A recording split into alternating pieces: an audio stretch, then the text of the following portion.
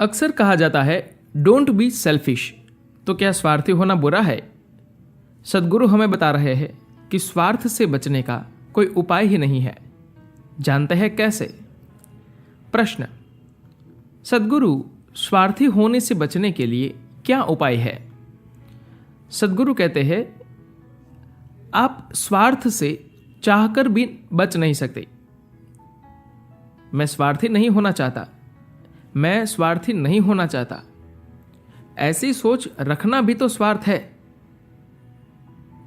खुद को गंभीरता से देखें और बताए, क्या आप वास्तव में स्वार्थी न बनने के काबिल है?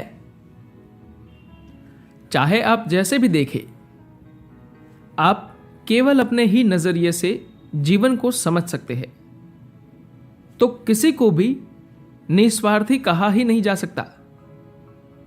नैतिकता से खुद को भटकाए मत, स्वार्थी न होकर देखे। आप केवल खुद को छल रहे होंगे। निस्वार्थता एक ऐसा झूठ है जिसे नैतिकता ने संसार में रचा है, जिससे अनेक व्यक्ति छले जाते रहे हैं।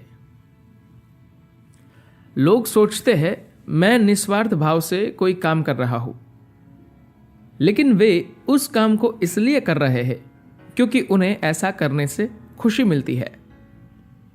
न तो निस्वार्थी होने का सवाल ही पैदा नहीं होता। स्वार्थी बने, पूरी तरह से स्वार्थी बने। इस समय समस्या यह है कि आप अपने स्वार्थ के साथ भी कंजूसी कर रहे हैं। इस समय आपका स्वार्थ केवल इतने तक सीमित है, मैं खुश रहना चाहता हूं।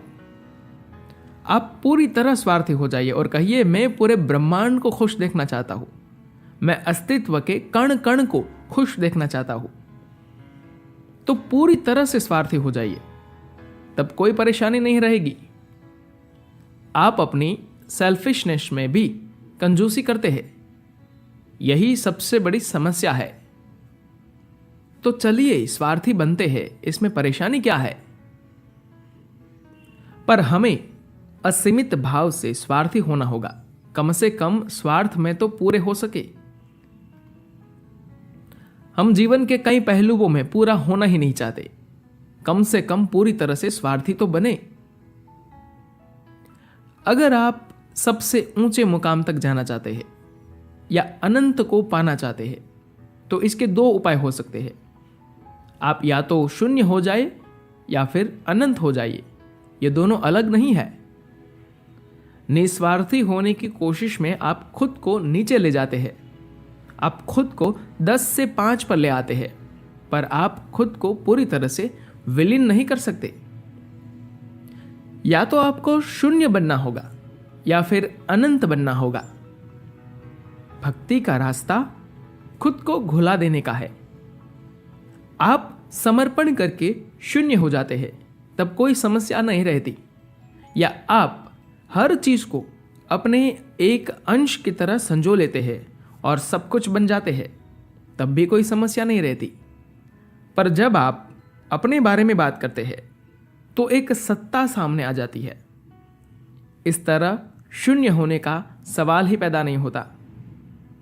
आपके लिए अनंत ही होना ही बेहतर होगा। यह आपके लिए एक सरल रास्ता होगा। धन्यवाद।